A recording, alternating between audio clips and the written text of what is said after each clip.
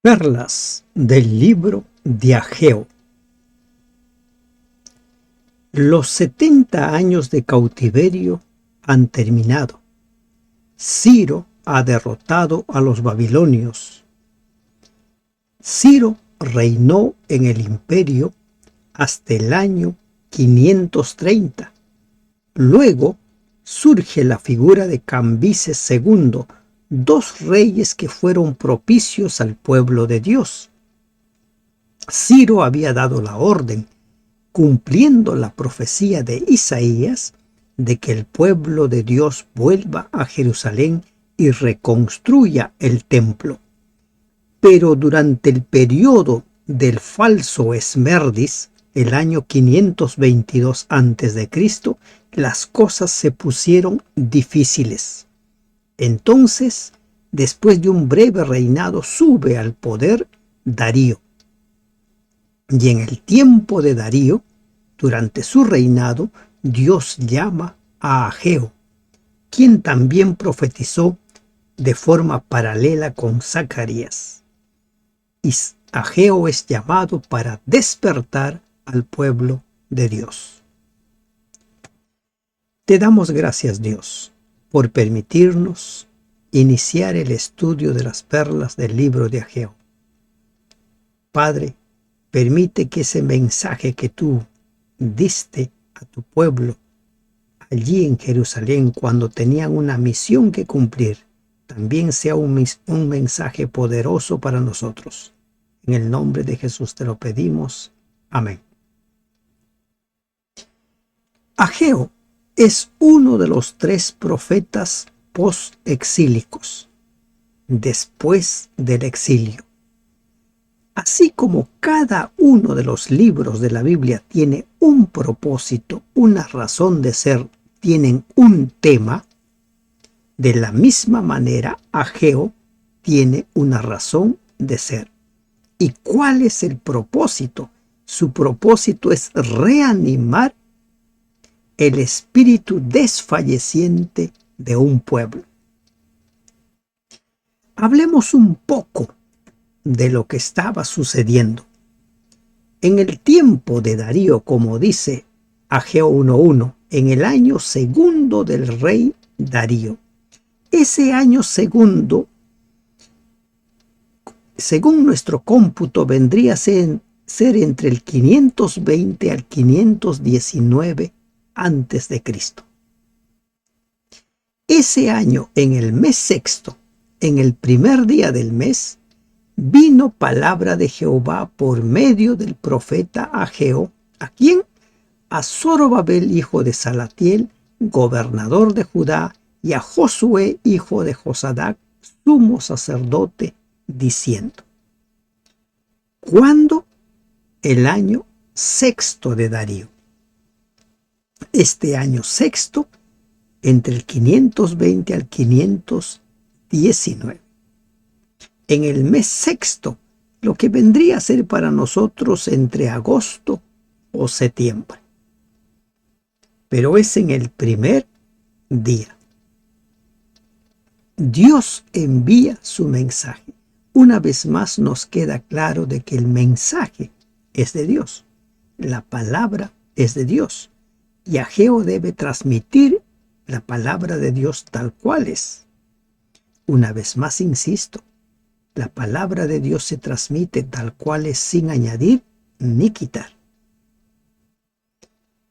¿Cuál es el contexto? Para entender qué problemas se estaban suscitando en ese tiempo, es bueno leer el libro de Esdras. En Esdras nos habla acerca de los enemigos que se levantaron contra el pueblo de Dios. Los más sobresalientes, los samaritanos. Empezaron a enviar una serie de cartas allí para que el rey impidiera que se levante el templo. Recuerden que Ciro había dado la orden para levantar el templo.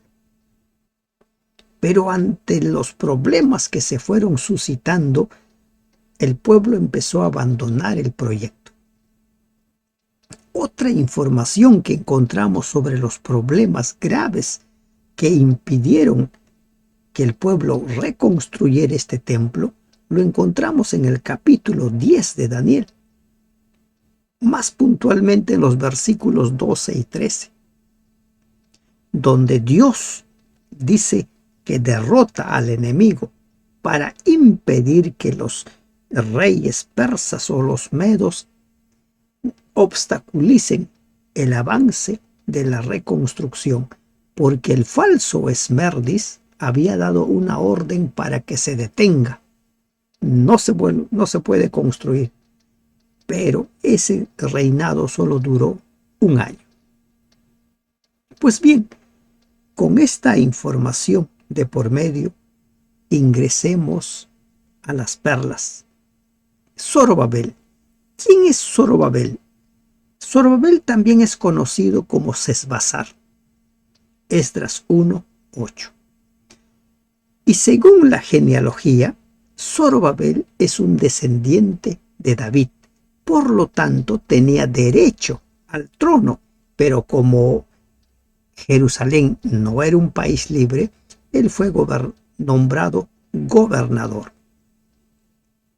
Otro de los personajes que encontramos aquí es al sumo sacerdote Josué, hijo de Josadac. Nabucodonosor llevó cautivo al padre de Josué a Babilonia. El profeta Zacarías, contemporáneo de Ageo, con frecuencia menciona a Josué. El parentesco entre Zorobabel y Josué quizás se presenta para establecer el derecho de ambos a puestos de autoridad como descendientes de David y Aarón, respectivamente. Bien, ¿cuál es el mensaje? Así ha hablado Jehová de los ejércitos diciendo: este pueblo dice, no ha llegado. ¿Qué cosa no había llegado según este pueblo? Aún el tiempo de que la casa de Jehová sea reedificada. Cuando hay un problema, las personas pueden reaccionar de dos maneras.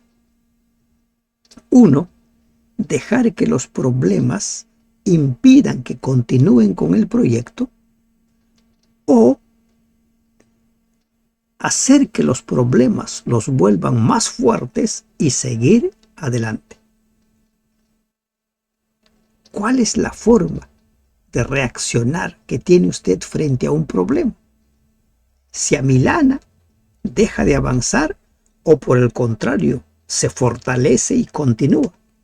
El pueblo de Dios se amilanó, dejó de construir y llegaron a una conclusión. Creo que no es la voluntad de Dios de que sigamos construyendo. Aún no es el tiempo. La reconstrucción del templo se paralizó aproximadamente un año.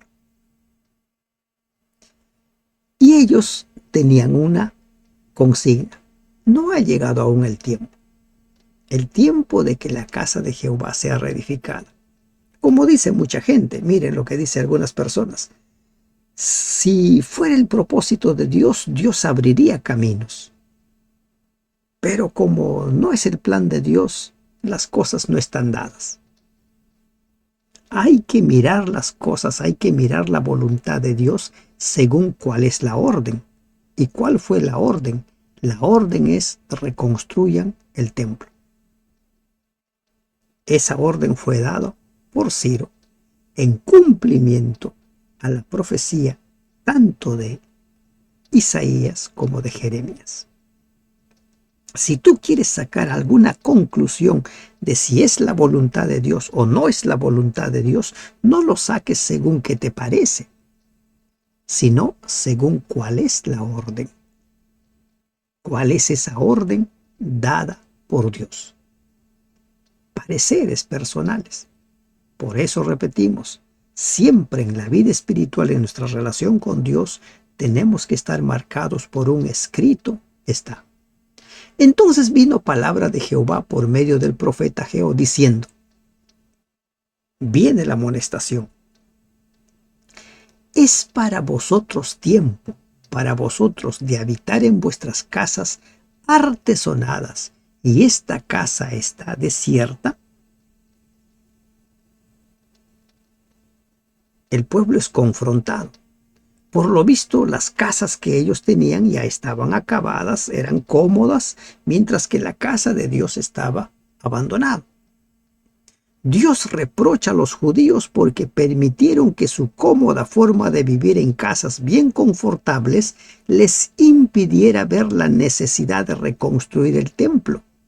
Con frecuencia los hombres tienen en cuenta sus necesidades materiales y no ven sus necesidades espirituales ni las de la obra de Dios en la tierra.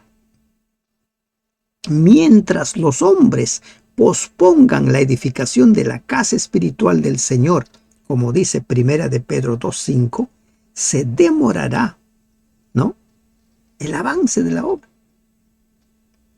Sobre todo, el gran peligro es que no cumplamos con nuestra misión, porque a cada uno nos toca una misión. Estas personas que habían retornado con Zorobabel y con Josué a la cabeza, tenían una misión: levantar el templo. Y no estaban cumpliendo su misión. Reflexionemos. El lugar donde usted congrega es digna de ser un lugar donde Dios debe ser adorado. Otro, la casa espiritual de Dios, que es su iglesia. Y recordemos que la iglesia somos los seres humanos que conformamos ella. Está siendo reconstruido. ¿Y qué es esto? Juan el Bautista tuvo el propósito, la misión de preparar el camino para la primera venida de Cristo. La iglesia de hoy tiene el propósito, la misión de preparar a la iglesia, de reconstruir esa iglesia, ese cuerpo, para el encuentro con el Señor en su segunda venida. ¿Qué tanto invertimos nosotros en nuestra casa para cubrir nuestras necesidades? ¿Y qué tanto invertimos nosotros en el avance de la proclamación del mensaje del Evangelio? Te invito a mirar las cosas de ese lado. Hay quienes, cuando se habla de ofrendas, cuando se habla de diezmos, se enojan. Dicen: Dios no necesita dinero. Es cierto, Dios no necesita dinero. Pero sí, para el cumplir con la misión que Dios nos ha dado, necesitamos recursos, necesitamos mano de obra, necesitamos talentos, ¿verdad? Lo mismo sucedía en los tiempos de Ageo. Y la gente se había dedicado más a lo suyo y dejó de lado la obra de Dios. Entonces ahora el llamado es: pues así ha dicho Jehová de los ejércitos. ¿Se dan cuenta que en cada versículo el profeta va repitiendo: así ha dicho Jehová, así ha dicho Jehová? No dice: así digo yo, así me parece yo, a mí, ¿verdad? No, sino: así ha dicho Jehová. Siempre, siempre, cuando enseñes, cuando prediques, usa el escrito, está: así ha dicho Jehová. ¿Y cuál es la exhortación? Meditad bien sobre vuestros caminos. Meditad. En la Nueva Versión Internacional dice: reflexionen sobre sus acciones. Piensen cómo están haciendo las cosas, dice la versión en lenguaje sencillo. El Señor siempre exhorta al ser humano para que razone y piense con seriedad en cuanto a su vida. ¿Cómo estás? ¿Cómo te está yendo? ¿Sabes lo que haces? En el video que acompañamos a este estudio principal, hemos hecho un estudio más minucioso sobre este versículo. Les invito a verlo. Miren, Dios dice: medita bien sobre lo que estás haciendo, reflexiona, piensa. Y aquí podemos encontrar nosotros muchas lecciones sobre la necesidad de meditar, sobre la necesidad de reflexionar. Cuando Romanos 12:1 nos invita a que nosotros presentemos a Dios nuestro culto racional, dice nuestro culto pensado. Nuestro servicio a Dios debe ser un servicio racional. ¿Qué quiere decir eso? Saber a quién adoramos, por qué adoramos, saber por qué hacemos, qué hacemos. Cuando las personas sabemos por qué servimos a Dios, no vamos a ser fácilmente movidos, porque vamos a saber a cabalidad por qué voy a la iglesia, por qué devuelvo mis ofrendas, mis diezmos, por qué separo un tiempo para la proclamación del mensaje, por qué tengo una hora o un tiempo separado a la primera hora de cada día, por qué alabo, por qué canto, debo saber. Y no andar como aquellas personas que dicen, no sé por qué hago las cosas, no entiendo qué me sucede. Cada uno debemos saber. Vamos a entender qué nos sucede en la medida que reflexionemos. Y en la medida que meditemos, que reflexionemos sobre nuestra forma de vida, sobre cómo estamos viviendo, vamos a sentir la necesidad de hacer cambios o de seguir fortaleciendo lo que estamos haciendo. Pero siempre vamos a ser conscientes. Medita sobre vuestros caminos. A este pueblo, que se estaba ocupando mucho de sus quehaceres personales, las cosas no les estaban yendo bien. Pero posiblemente buscaban otros culpables, pero no se veían hacia adentro. Y dice, sembráis mucho y recogéis poco. Coméis y no os saciáis. Bebéis y no quedáis satisfechos. Os vestís y no os calentáis. Y el que trabaja jornal recibe su jornal en saco roto. Se viene la reprensión por la indiferencia del pueblo. Y seguidamente el profeta le da las razones de por qué las cosas les están yendo mal en su cosecha, por qué no alcanza el dinero, por qué no hay trabajo, por qué la cosecha está mal.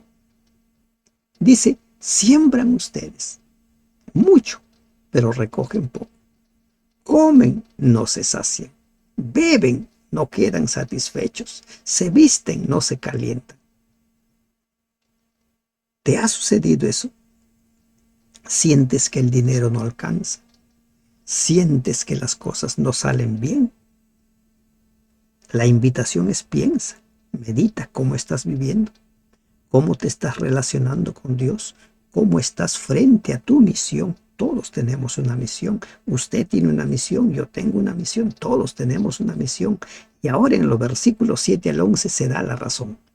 Así ha dicho Jehová de los ejércitos, meditad sobre vuestros caminos. Se repite el versículo 5. Medita, una segunda exhortación divina. Se le dice lo mismo, para que el pueblo comprendiera su pecaminosa indiferencia. Subid al monte y traed madera, y reedificad la casa, y pondré en ella mi voluntad, y seré glorificado, ha dicho Jehová. Suban al monte, vayan, traigan la madera, sigan construyendo, y voy a poner mi voluntad y seré glorificado. No van a ser impedidos. El enemigo no se va a oponer, no va a tener poder en frente a ustedes. Miren, ante un problema, como les decía al principio, podemos retroceder o podemos avanzar. Pero cuando hay un problema, podemos llenarnos de miedo, pero debemos seguir adelante. Y es allí donde ejercitamos la fe. No sé qué problema estás atravesando. Hay personas que empiezan a dejar de ir a la iglesia porque tienen problemas.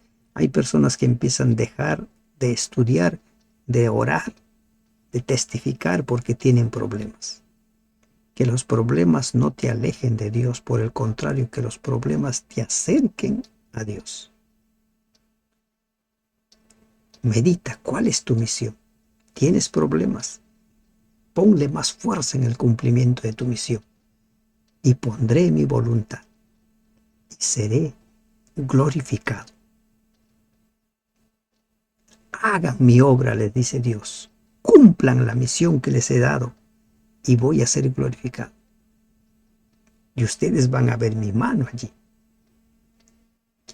Buscáis mucho y halláis poco, y encerráis en casa, y yo lo disiparé en un soplo. ¿Por qué? Dice Jehová de los ejércitos, por cuanto mi casa está desierta y cada uno de vosotros corre a su propia casa. ¿Qué está diciendo acá? ¿No? Es evidente que los repatriados tenían una profunda esperanza de paz y prosperidad cuando volvieron a Judá. Y no estaban preparadas para las penalidades, para los problemas. Y esos problemas pueden haberlos desanimado. Mejor nos hubiéramos quedado donde estábamos. Estábamos más cómodos. Y Dios dice, ¿por qué? Categóricamente se dice al pueblo que el fracaso de sus cosechas no se debía solo a causas naturales, sino al Dios que rige las fuerzas de la naturaleza, a aquel cuya casa habían descuidado. ¿Ah? ¿Cuál es la causa? Dice, por cuanto mi casa está desierta. Cada uno de vosotros corre a su propia casa. No les importa mi casa. No les importa si va avanzando o no va avanzando la obra. Ustedes van a prisa, dice la versión Jerusalén. Ustedes más están preocupados, ensimismados en lo suyo. Hay muchas personas que dicen, bueno, la familia es primero. La familia es muy importante, pero nunca es primero. Primero es Dios. Los hijos son muy importantes, pero primero es Dios. Recuerda, todo lo que desplaza a Dios a un segundo plano se convierte en un ídolo. La esposa, el esposo, los hijos, los parientes, el trabajo o cualquier otra cosa puede convertirse en un ídolo en nuestra vida cuando desplaza a Dios a un segundo plano. Y aquí estaba sucediendo eso. Estaba sucediendo ese problema. ¿Por qué? Por cuanto mi casa está desierta. ¿Cuál es tu relación con la casa de Dios? ¿Cuál es tu relación con la iglesia de Dios? ¿Eres una persona activa? ¿Eres una persona que está comprometido con el avance? ¿O eres una persona indiferente? Si eres una persona que está mostrándose indiferente, reflexiona por qué lo estás haciendo. ¿Por qué has asumido esa actitud? Medita sobre tus caminos, medita sobre lo que estás haciendo. Por eso se detuvo de los cielos sobre vosotros la lluvia y la tierra detuvo sus frutos. Por eso dice, tan grave fue la sequía que literalmente dice en el hebreo, se detuvo el rocío, ni el rocío caía. Cuando Dios permite que situaciones difíciles como esta, que el trabajo no dé sus frutos, que los problemas vengan uno sobre otro, en ocasiones es para despertarnos, y en este caso era para eso, para que se den cuenta, para que mediten, para que reflexionen. Y como ellos no reflexionaban, no se daban cuenta, ahora Dios les está indicando. Se ha detenido. No hay lluvia, no hay cosecha. Llamé la sequía sobre esta tierra y sobre los montes, sobre el trigo, sobre el vino, sobre el aceite, sobre todo lo que la tierra produce, sobre los hombres y sobre las bestias y sobre todo trabajo de manos. El profeta desea aclarar que esa sequía no obedecía meramente a causas naturales, sino que Dios la provocaba para mostrarle al pueblo el error de su conducta. ¿Qué cosas está permitiendo Dios que suceda en tu vida para que te des cuenta del error de tu conducta. Quizás una enfermedad, quizás un problema laboral, un problema en la familia. Recuerda que Dios tiene formas de actuar muy distintas. Cuando hay un problema, no te preguntes por qué, pregúntate para qué. ¿Para qué Dios permite que suceda este problema? No culpes a Dios, sino mira hacia adentro. ¿Será que Dios me está queriendo dar un mensaje, me está queriendo dar una lección? ¿Será que Dios me está queriendo decir algo? Y oyó Zorobabel, hijo de Salatiel, y Josué, hijo de Josadac, sumo sacerdote, y todo el resto del pueblo, la voz de Jehová su Dios, y las palabras del profeta Ageo, como le había enviado Jehová su Dios, y temió el pueblo delante de Jehová. ¿Qué encontramos aquí? En los versículos 12 al 15 nos hablan de la reacción del pueblo ante el mensaje de Dios por medio de Ageo. Cuando nosotros somos amonestados, podemos tomar dos actitudes. Nos enojamos, nos sentimos mal y peleamos con el que nos está llamando la atención, o escuchamos calladamente, meditamos si tiene razón o no tiene razón, y si tiene razón, aceptamos la amonestación. ¿De qué manera reaccionas cuando alguien te llama la atención? Cuando alguien señala tus errores, cuando alguien te dice esto está mal, esto está mal. ¿De qué manera? ¿Te enojas o aceptas? Zorobabel, Josué, y miren quiénes eran. Eran los líderes, eran la cabeza. Ellos aceptaron el mensaje de Dios. Se dieron cuenta, Dios tiene razón. Es cierto lo que dice. Oyeron. Y el resto del pueblo, todos estuvieron de acuerdo, sí. Ageo tiene razón. Dios tiene razón. Pero no se quedaron allí. No se quedaron con que tiene razón. Cuando nosotros escuchamos y entendemos la amonestación, el llamado, la invitación, el siguiente paso es hacer. El siguiente paso es actuar. Entonces Ageo, enviado de Jehová, habló por mandato de Jehová al pueblo diciendo: yo estoy con vosotros, dice Jehová. Se le da la promesa. Hay problemas, yo estoy contigo. Tienes dificultades, yo estoy contigo. Sientes que el futuro es incierto, yo estoy contigo. Lea Esdras.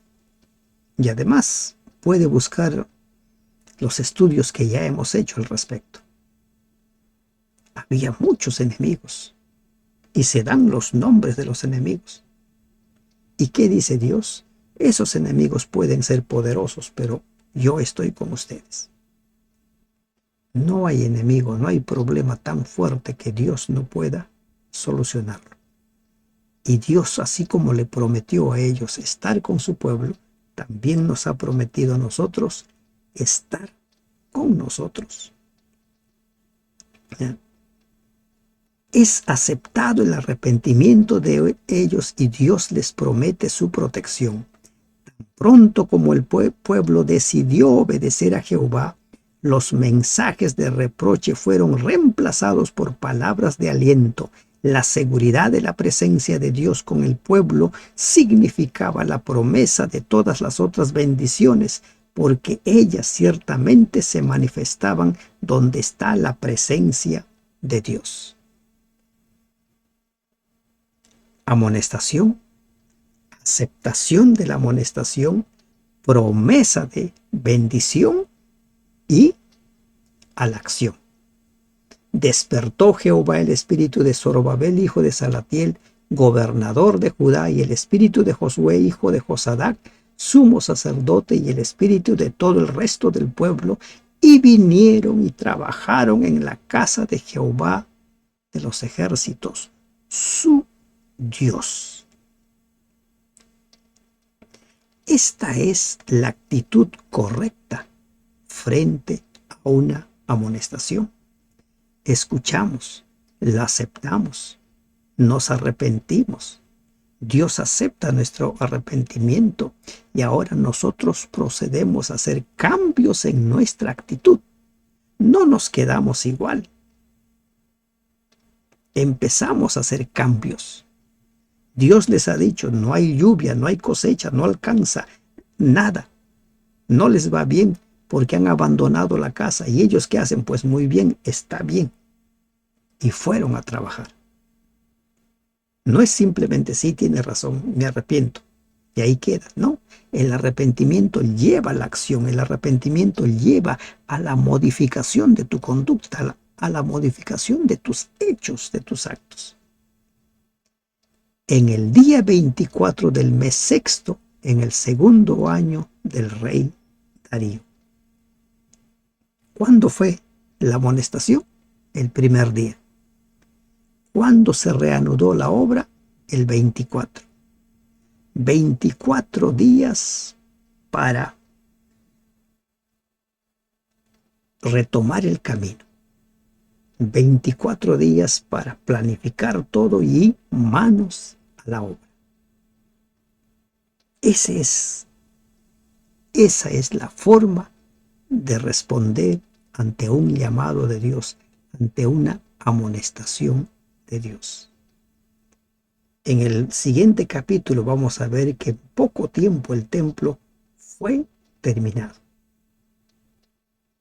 Que los problemas no te hagan retroceder. Estás con miedo, sigue avanzando. Dios ha prometido estar contigo.